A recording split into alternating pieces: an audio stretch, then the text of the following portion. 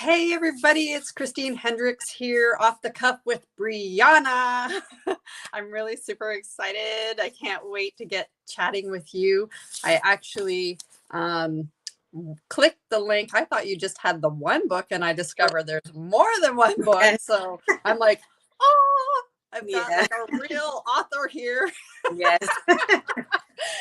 And then I scrolled down further and I saw your t-shirts and I was like, oh, I love these shirts. Okay, I wrote them down too because I'm like, I absolutely love these quotes on them.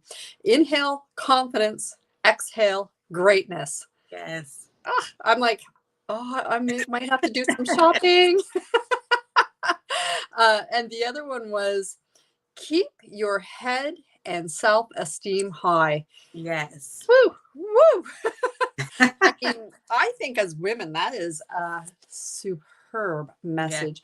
Yeah. And I think that for myself, it's only been a couple of years that I really start to understand I have value. I have worth inside me.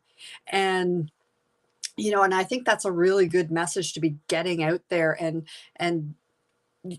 I think everybody, not just women, but everybody's, they just don't see their value. And anyways, I'm wondering if that's some of the stuff that you're talking about in your books. Yes. Yes. And my books, all of them are centered around that self-love, healing, and like you said, knowing your value, your worth, because the world has sometimes taught us that to be mediocre, but it is when we start to love ourselves that we really tap into how great we are, and our power here on the earth, and our light within. A lot of us walk around in darkness for so many years until we learn our value and how worthy we are. Then we tap into that light, and once you get that light, you tap and turn it on. It's like you just letting it shine bright, so the world can really see who you are, and you can have that self love, so that you can ultimately spread love to other people in a healthy way. Wow. Wow, that is awesome. Whew, I'm almost at no words tonight. I'm just so in awe actually of what you're doing and your message that's out there. So ultimately, is that your message that you have, or do you have another message? Yes, that's my message. Self love is necessary for living your best life. That is the message. Knowing who you are at the core. Healing is so imperative for me as well, because a lot of us have experienced so much pain, some trauma, and so healing and self love is my message, so that you can ultimately tap into your greatness. So yes, that's the overall message. Self love is the best love. Very nice. I just found, so the reason, so just for those that are just tuning in, that we've never that have never seen some of the other interviews that I've done, we are in this group together, and I've been interviewing everybody so far in the group that I can, that's been able to get on. So far, just the interviews are from that group only.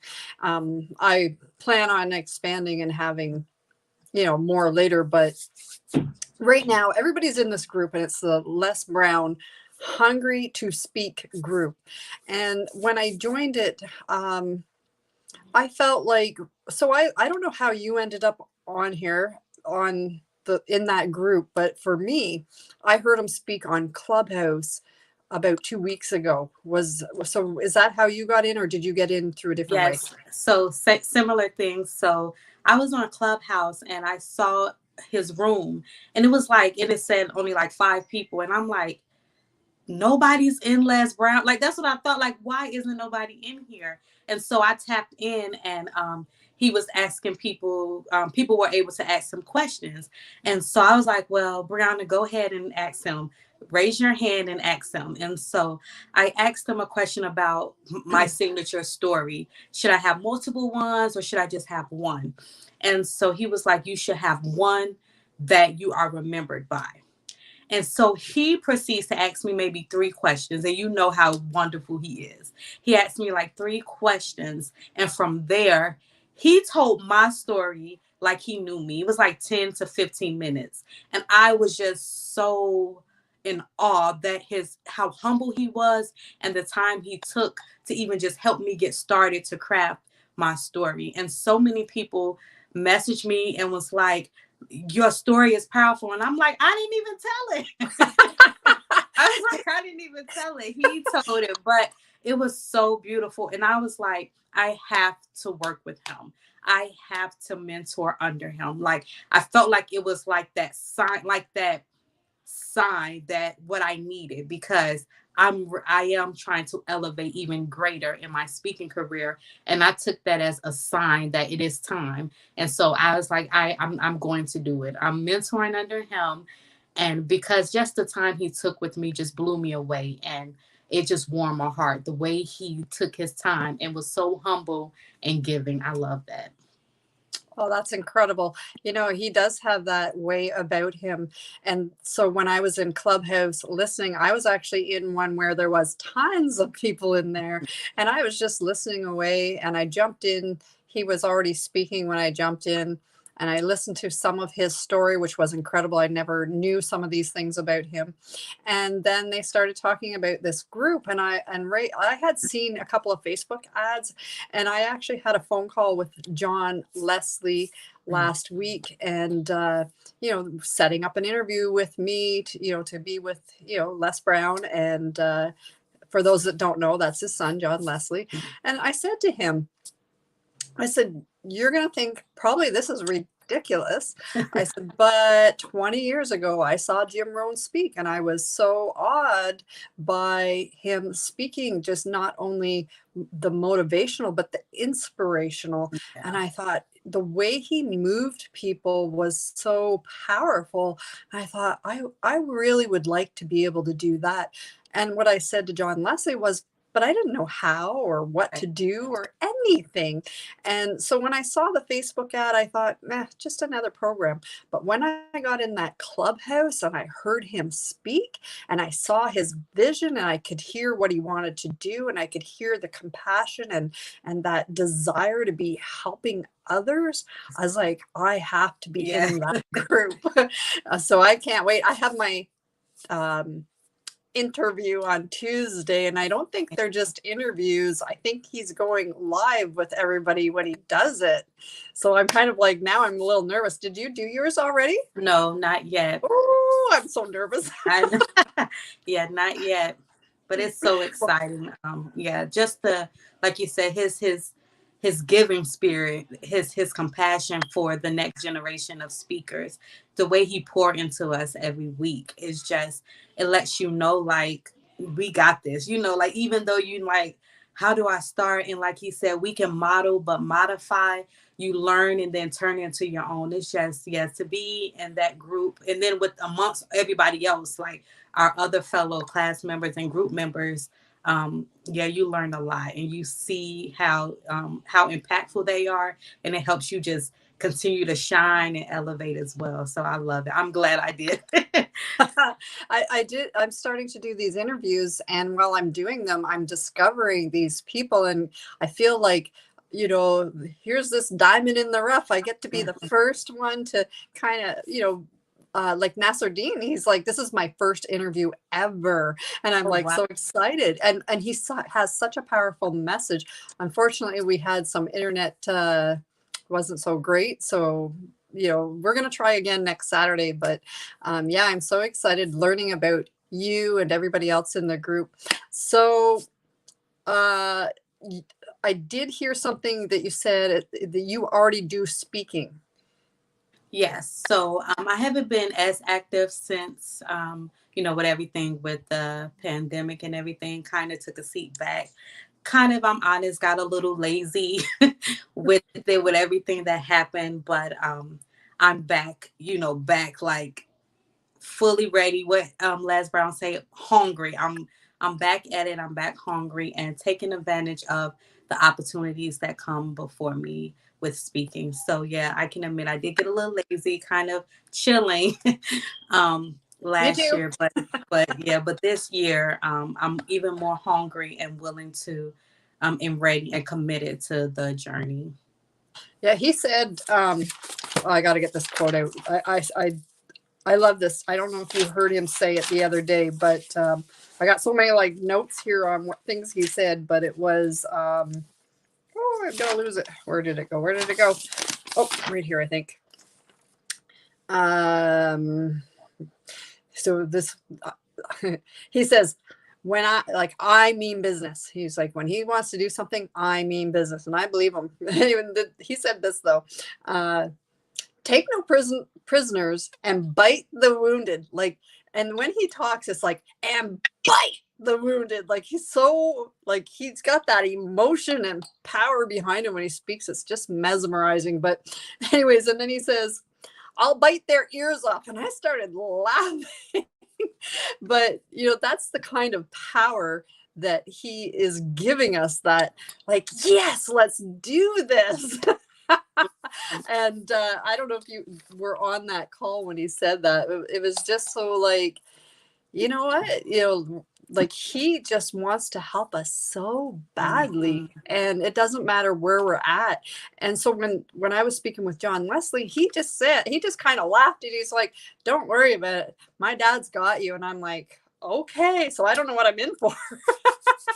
But I'm so like thrilled to be speaking with you, because you kind of started blazing your own path. You have these books, and you've been speaking. So earlier you said you just have, not that you just have, but you have a powerful message. Now, when you speak, is it on that one message, or and I'm asking this because Les Brown said, be ready to speak about basically any topic. So are you doing one message right now, that message you spoke of earlier about love? Or will you be expanding, or have you already expanded? I kind of want to know your vision for your future. Yes. So no, essentially it was just about the self-love, but working with lads and understanding how I can still get that self-love piece into my message, but how to tailor it for the different, to be, what he say, versatile and flexible depending on the audience. So that is what I am learning through him, how to still keep the basis of my message, which is to empower people to love themselves.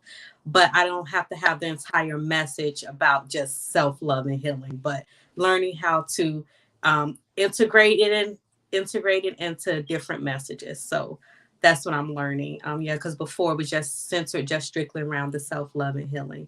But I'm learning yeah, how to integrate it into messages so I can be more versatile, like he said. So I may be able to speak to Fortune 500 companies and we can talk about different things, and I can speak about different things that I may talk about the greatness in them and self-love, but is in a professional way in for their business. So yeah, I'm learning that through him.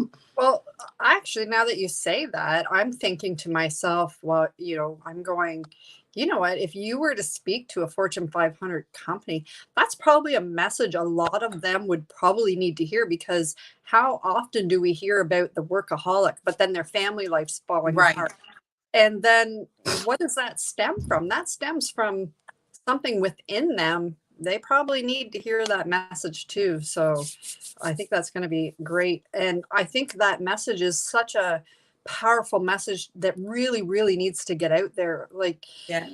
I can't emphasize that enough, that I'm sure no matter what you do, you will be busy. There will be a platform for you. Yeah. So, like, I know you touched on it already with your message. Can you elaborate a little more into that? I'm looking for a direction to steer us right now, and I'm not sure if we can go more into that direction more, or if there's another direction you'd like to go. So a little bit more of my message with, as we talked about, the healing component, really helping people go inward. I call it the journey inward, because in order to tap into the greater parts of you, you must go back home. I call it going back home, the journey back home. And so when you go back home and you journey back to yourself, that is when you begin to unlearn and relearn and then unpack past trauma and pain so that you can bring the self-love to the light.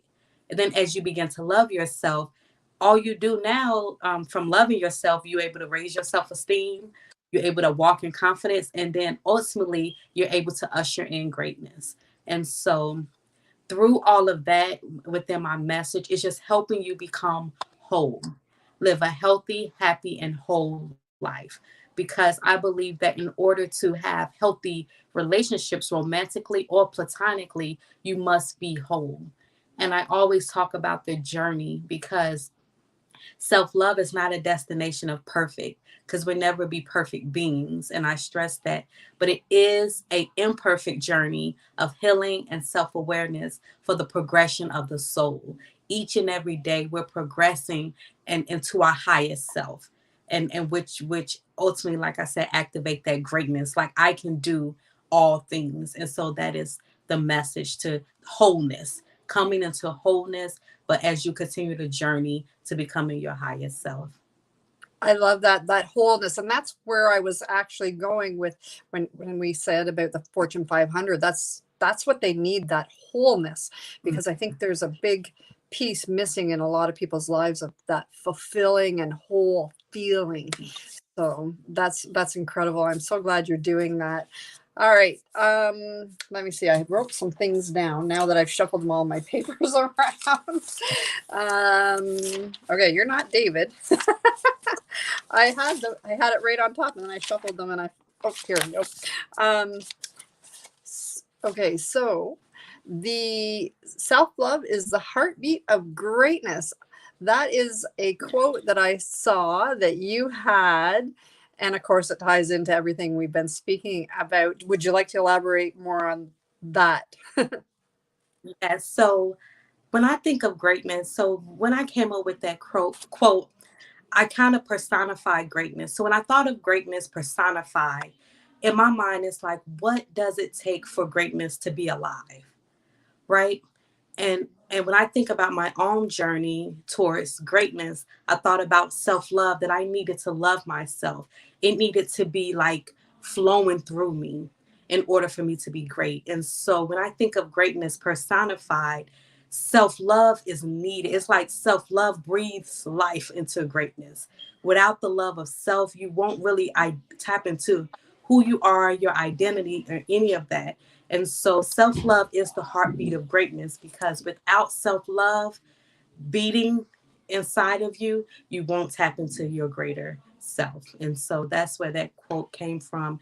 When I thought about greatness and I personified it, I made it come alive. I gave it human characteristics and attributes. And when I thought of what's inside the heart of greatness, is self-love. It's self-love thumping inside of greatness. And so that's why I came up with that quote. I love it. And again, I can't emphasize so much how important of a message this is. So 2 years ago, I turned 50, and I finally discovered that self-love through a course I was doing. And I didn't even realize, I kind of knew, like, there was a little issue there, but I didn't realize how big. And then all of a sudden, we're doing video homework, and I'm posting in this Facebook group, and I'm speaking, and all of a sudden I start crying. I couldn't even finish my video. Like, I was just crying so hard. And because that was the very moment I realized I hadn't been loving myself. I was taking all the negative, those negative thoughts, and just pushing them aside and not dealing with them. And at that moment, it's like, I have to deal with this. So I'm so glad you're doing that, because people shouldn't wait till 50 to discover it. So, all right. Oh, okay. So I mentioned the shirts. Okay. The books, Falling in Love with Yourself and Abundant Joy. Can you just give us a little glimpse into one or both of the books? So falling in love with yourself was actually written for me. Like, I wrote it for myself because after going through a divorce and then having like unhealthy relationships after that, I had kind of like, you get fed up with yourself. I was kind of tired of the way I was living. And so I started like um, tapping into my spirituality, my relationship with God. And through that, he was giving me like gems of wisdom and things. And so I was writing it down. And so I had already published a poetry book before, which would have poems that had helped me go through my healing. And then from there, for Fall in Love with Yourself, I was like, I can't be the only woman who's struggling with this, with the self-esteem issues, having issues physically, like learning to love her beauty, unhealthy relationships. And so I took the gems and stuff that I had wrote down in my personal notes and my journals, and then I transformed it to a book. So the book is like a guide. In the book, it talks about how to rebuild your self-esteem, how to journey inward, how to love your physical beauty and fall in love and define it for yourself. Then it also talks about how to build healthy relationships, not just romantically, but platonically as well, through friendships with women and then your relationships as well. So it's my journey. And in the book, I have different parts where I say my story and I tell a little bit about how I was impacted with my low self-esteem and with my physical beauty and my relationships. So fall in love with yourself is my journey, but I gave to other people to be able to help them as well. And then Abandoned Joy is a fiction novel, but I wrote it for all women. I hope that when women read it, they may see some of themselves in joy, but it's a of self-hate to self-love. And so it just talks about her life. She had a tumultuous life, but how she was able to overcome those things and fall in love with um who she is. And so I love that. Abandoned Joy, I had so much fun writing that. I love writing fiction because I get to like be creative and make these characters however I want them to be. And so that's one of my favorite books I have written so far. And I'm actually going to write a part 2 to Abandoned Joy because I Oh, nice. left it in a way. Yeah. So I'm going to write a part 2. I'm going to begin writing that sometime this year. Nice. Um, I have a question. This is kind of one of those things. I think, when I think I was about grade 8, so pretty young, and I thought one day I'm going to write a book, and I haven't wrote a book yet. And in my mind, it must be pretty hard to sit down and write a book. Is it?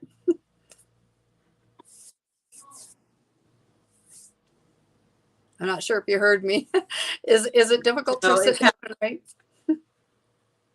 So no, I am naturally a writer. My dad's a writer, and so I naturally I journal every day. I write poetry, and so to write the book, no, it wasn't difficult. I actually was dedicated. Like when I wrote that book, it's about 300 pages.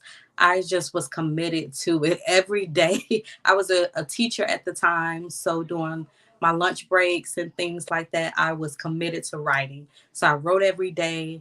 But I'm a planner too. So before I write, I have to plan it out.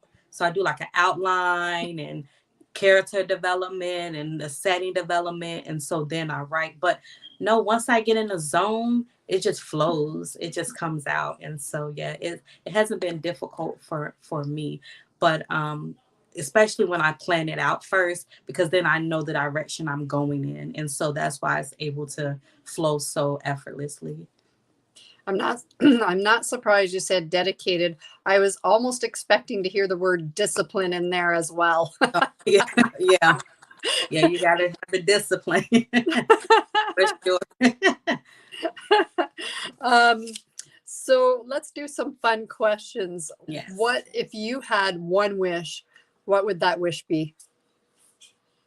If I had one wish, that wish would be to be able to travel freely, to be able to travel the world freely with my children, and travel freely the world, to see the world with my children. Nice. I so want to travel as well. And this whole COVID thing, it's not good. It's making it difficult. You're in the States, right? Yes, I'm in Las Vegas. Las Vegas. Okay. Yeah, I'm in Canada, and where I am, we're going into another lockdown. I'm like, great. Oh wow. Oh wow. Yeah. um, okay. Do you have a favorite quote from somebody else? Yes, one of my favorite quotes I will say is by Maya Angelou when she says, "When somebody shows you who they are, believe them." Ooh. That's one Now, of my what favorites. makes that a quote that you really like? Is there something about it? Over. I, it broke up for me. Can you hear I me? was just wondering, did I get pingy? So, is there something about that particular quote? Like, what attracted you to that quote? How does that quote resonate within you? It resonates with me because I do believe that we try to see a person for who we want them to be, and not for who they are showing us that they are. And it resonates with me because it is true. When somebody shows you who they are, believe them. Take that for face value. And it doesn't necessarily mean that that makes them a bad person or anything, but don't try to create who they are, have a fantasy of who they are. Believe what they show you. And I think when we believe who a person is, when they show us who they are, we will be able to navigate through relationships better instead of trying to make them who we want them to be, or ignore who they show us and try to still attach ourselves to them even when they show us unhealthy behaviors that's not conducive for us. I'm glad you added that last part on the end because I was thinking just before you said it, I that image of having the blinders on is like, no, I don't want to Yeah. see, and we're missing Right. sometimes because we don't want Mm-hmm. to see it, but Yeah. we need to realize, hey, Mm-hmm. this they're showing me, and we need to acknowledge that. And okay, like you said, we can't change them. Mm-hmm. I like that. I like that. I'm glad we dug into that a little bit. Um, what do you like to do for fun? So what I like to do for fun, I like to dance. I like to dance. I love to have family time. I like to be around family. And as I mentioned earlier, I like to travel. I like to travel and read. I'm big. Like I love to read. Read. I love to read. So that's what I like to do for fun. There's some other things, but those are the main things. So we kind of talked about the vision, but is there one thing, just anything that you are really looking forward to in the future? Right now, I'm just looking forward to not having COVID. Right.